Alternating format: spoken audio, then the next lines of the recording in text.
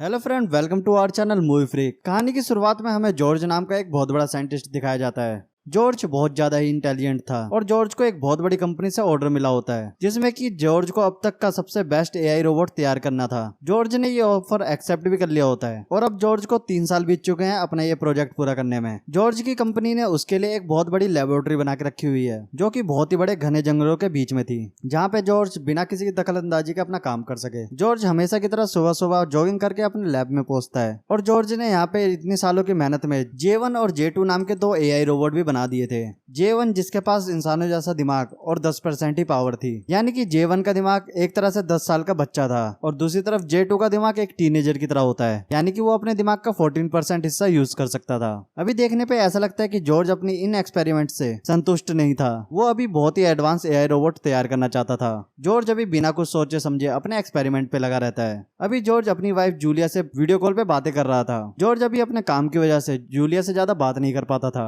इसीलिए उसकी wife Julia उससे काफी ज्यादा नाराज रहती है। अभी यहाँ जॉर्ज को अपने मैनेजर का कॉल आता है जो जॉर्ज के बनाए हुए सारे प्रोजेक्ट की रिपोर्ट ले रही थी। यहाँ जॉर्ज की मैनेजर उसके इन सारे एक्सपेरिमेंट से खुश नहीं थी क्योंकि उसकी कंपनी और भी एडवांस एआई की एक्सपेक्टेशन लगा के बैठी हुई थी, लेकिन यहाँ पर अभी तक उसने J1 नाम के रोबोट को ही कंपनी को डिलीवर किया था। यहाँ जॉर्ज के मैनेजर उससे इसलिए गुस्सा होते हैं क्योंकि उसे 3 साल दिए गए थे जिसमें से 2.5 साल अब तक खत्म हो चुके हैं। अब यहाँ पे मैनेजर जॉर्ज को धमकी देती है और कहती है कि अगर 6 महीने में अगर जॉर्ज ने अच्छा एआई रोबोट नहीं बनाया और उसे डिलीवर नहीं किया तो उसकी ये जॉब हमेशा के लिए चली जाएगी। अभी हमें यहाँ पे ये पता चलता है कि जॉर्ज ने J2 के बारे में कंपनी को बताया ही नहीं था, यानी कि जॉर्ज कंपनी के प्रोजेक्ट के साथ अपना पर्सनल काम भी कर रहा था। अब यहाँ पर जॉर्ज दूसरी लेबोरेटरी में आ जाता है जहाँ पर वो J3 नाम के एक तीसरे रोबोट पर काम कर रहा है और ये रोबोट देखने में बाकी 2 रोबोट से ज्यादा एडवांस लग रहा था। अभी जॉर्ज ने J2 के बारे में तो कंपनी को बताया नहीं और इसको भी गुप्त रखा था। इस वाले रोबोट की थिंकिंग पावर एकदम इंसानों की तरह थी और तैयार होने के बाद ये भी अभी इंसानों की तरह ही सोच पाएगा और इंसानों की तरह ही डिसीजन ले पाएगा। अभी यहाँ जॉर्ज ने पूरी कोशिश की थी कि वो इस रोबोट को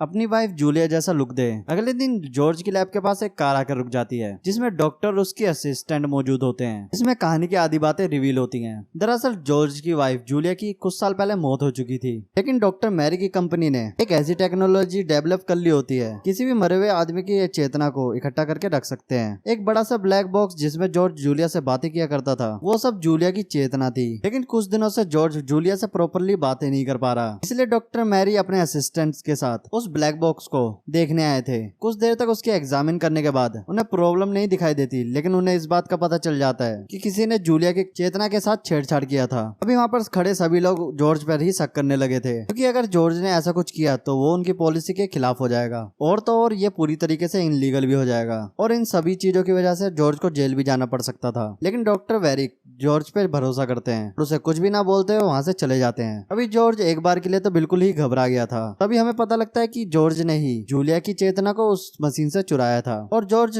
उन तीनों रोबोट में जूलिया की चेतना को डालना चाहता था जिससे कि वो तीनों रोबोट इंसानों की तरह ही सोच सके। और अब जॉर्ज का प्लान था कि वो J3 में अपना पूरा 100% दे और पूरी तरह से जूलिया की चेतना उस रोबोट में डाल सके। अब जॉर्ज जैसे जैसे J3 को बनाते जा रहा था तो उसका इम्पैक्ट J1 और J2 के ऊपर पड़ता जा रहा था। हालांकि यहाँ पर J1 का दिमाग तो बच्चे जैसा था, इसलिए वो J3 को देखकर ज्यादा रिएक्ट नहीं करता, लेकिन J2 तो एकदम टीनेजर जैसी थी जिससे J3 के आने पर J2 जलने लग जाती है क्योंकि अभी जॉर्ज अपना पूरा टाइम J3 के ऊपर दे रहा था। तो ये बात J2 को पसंद नहीं आती। अभी जॉर्ज जब सोया हुआ होता है तो उसे कुछ सपने आते हैं जिसमें वो अपनी वाइफ जूलिया के साथ एक गाड़ी में ट्रेवल कर रहा था। ये जब का टाइम होता है जब जॉर्ज को इस कंपनी से कॉन्ट्रैक्ट मिला था। वो इस बात से काफी ज्यादा खुश था। यहाँ जॉर्ज जूलिया को बताता है कि उसे इस कॉन्ट्रैक्ट के लिए जूलिया से 3 साल दूर रहना पड़ेगा, जिसकी वजह से जूलिया इस बात से बिल्कुल खुश नहीं थी और दोनों के बीच में इस कॉन्ट्रैक्ट को लेकर बहस छिड़ जाती है। अभी वो गाड़ी के अंदर लिटरली लड़ने लगे थे, जिसके बाद अचानक से उन दोनों का कार एक्सीडेंट हो जाता है और इसी एक्सीडेंट में जूलिया की मौत हो गई थी। इसीलिए जॉर्ज ने ये ठान लिया था कि वो इस कॉन्ट्रैक्ट को एक्सेप्ट करके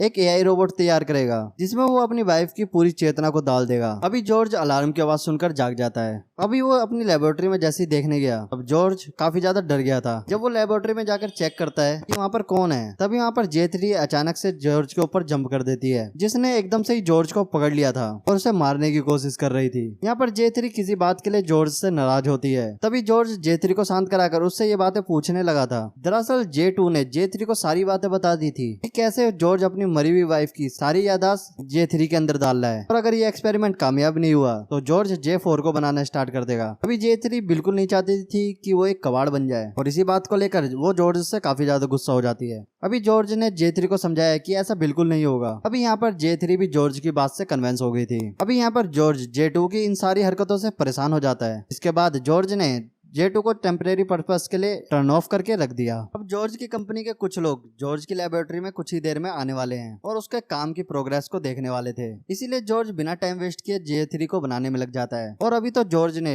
J3 के सारे इंटरनल सिस्टम खत्म कर दिए थे, जिसमें जॉर्ज ने J2 के कुछ पार्ट J3 के अंदर लगा दिए थे, जिससे J3 और भी ज्यादा एडवांस लगे। अब काफी कड़ी मेहनत के बाद जॉर्ज ने J3 को पूरी तरीके से कंप्लीट कर लिया था। बस अब उसे J3 में अपनी वाइफ की याददाश्त ट्रांसफर करनी थी। अभी सारी कंडीशन नॉर्मल होने के बाद जॉर्ज ने J2 को भी एक्टिव कर दिया होता है, लेकिन अभी J2 के बिहेवियर में एकदम से चेंजेस आने शुरू हो गए थे। यहाँ J2 जब भी जॉर्ज को J3 के साथ देखती थी तभी वो अपने इमोशंस को कंट्रोल नहीं कर पाती थी, और अब ये बातें इतनी ज्यादा बढ़ चुकी थी कि J2 डिप्रेशन में आकर एक पास ही के नदी में डूबकर अपनी जान देने वाली होती है। जिसके बाद जॉर्ज को ये बातें पता चली तो वो काफी ज्यादा शॉक हो जाता है, क्योंकि अगर J2 के बारे में उसकी कंपनी को पता चल गया तो उसे जॉब से निकालेंगे ही, और साथ ही साथ तो उसे इनलीगल प्रोजेक्ट के ऊपर काम करने के लिए जॉर्ज को जेल भी जाना पड़ सकता था। अभी जॉर्ज के पास उसकी लास्ट होप J3 बची थी, जिसके दिमाग में जल्द से जल्द अपनी वाइफ की सारी यादों को डालना था, जिसमें जॉर्ज जल्दी जल्दी ये सारे काम करने लगता है। अभी J3 को इस बात का थोड़ा बहुत अंदाजा हो चुका था, ये सारी चीजें एकदम गलत है और उसकी भी एक लाइफ है। जॉर्ज की वाइफ की सारी याददाश्त उसके अंदर ट्रांसफर होंगी तो उसकी खुद की याददाश्त मिट जाएगी। अभी जॉर्ज जब इन सब चीजों पे काम कर ही रहा होता है तभी अचानक से उसके मैनेजर का कॉल आता है, जिसने वहाँ पर J3 को देख लिया था। इसके बारे में जॉर्ज ने अपनी कंपनी को कुछ नहीं बताया होता है, तो जॉर्ज की ये सारी बातें बड़ी बड़ी कंपनियों में लीक भी हो चुकी थी। यहाँ तक कि डॉक्टर फीटर ने भी जॉर्ज के खिलाफ एक पेटिशन फाइल भी कर दिया था। इसके बाद जॉर्ज को एक अपराधी घोषित कर दिया जाता है। अब जॉर्ज के मैनेजर उसे जल्द से जल्द इस प्रोजेक्ट को बंद करने के लिए बोलते हैं, क्योंकि इन सब चीजों की वजह से उनकी कंपनी भी प्रॉब्लम में आ सकती है। यानी कि जॉर्ज अब कहीं भी बचकर जा नहीं सकता था। जिसके बाद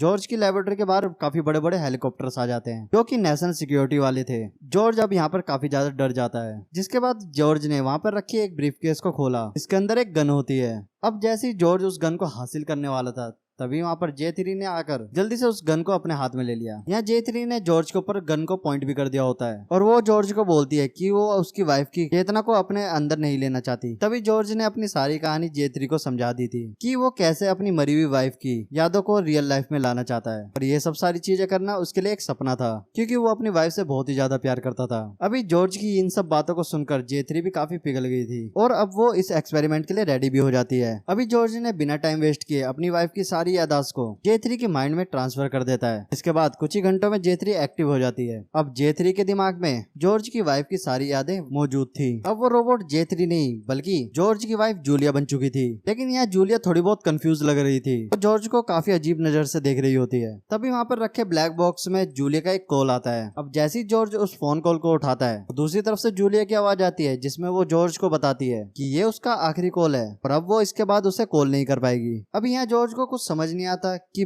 मशीन पूरी तरीके से खराब होने के बावजूद वो अपनी वाइफ से कैसे बात कर पा रहा है। अब जॉर्ज को जूलिया की बेटी की भी आवाज आती है, और ये सारी बातें अभी पॉसिबल कैसे हो सकती है, क्योंकि जूलिया तो मर चुकी थी, तो आखिरकार जॉर्ज का बच्चा कैसे पैदा हुआ। तब यहाँ कहानी की डार्क रियलिटी रिवील होती है। तब हमें पता चलता है कि उस एक्सीडेंट में दरअसल जॉर्ज मर चुका था, और ये सब सारी चीजें जो हमने जॉर्ज के साथ देखी वो सब रियलिटी में नहीं बल्कि उस ब्लैक बॉक्स के अंदर हो रही थी, जिसे जूलिया रियल वर्ल्ड से देख रही होती है। अभी रियल वर्ल्ड में जूलिया जिंदा है और वो बॉक्स के अंदर जॉर्ज की चेतना से बात कर रही होती है। तभी हमें पता चलता है कि इंसान की चेतना को जिंदा रखने के लिए उन्हें एक पर्पस दिया जाता है, जहाँ पर उनकी कंपनी ने जॉर्ज की चेतना को ये बता दिया था कि उसे कैसे भी करके अपनी मरी हुई वाइफ को जिंदा करना है। इसीलिए जॉर्ज ने अपनी चेतना के अंदर ये सारे एक्सपेरिमेंट किए और अपनी वाइफ को एक AI रोबोट में ट्रांसफर कर दिया, जिसके बाद जॉर्ज का मिशन पूरी तरीके से कंप्लीट हो चुका था और जॉर्ज का टाइमलाइन भी अब एक्सपायर हो जाता है। यानी कि जूलिया अब जॉर्ज से कभी भी बात नहीं कर पाएगी। और इसी के साथ हमारी ये कहानी यहीं पर खत्म हो जाती है। तो दोस्तों, आपको ये मूवी एक्सप्लेन कैसा लगा हमें कमेंट करके जरूर बताइए, और आप इस चैनल पर नए हो तो हमारे चैनल मूवी फ्रीक को सब्सक्राइब कर दीजिए। मिलते हैं नेक्स्ट मूवी एक्सप्लेन के साथ, तब तक के लिए गुड बाय।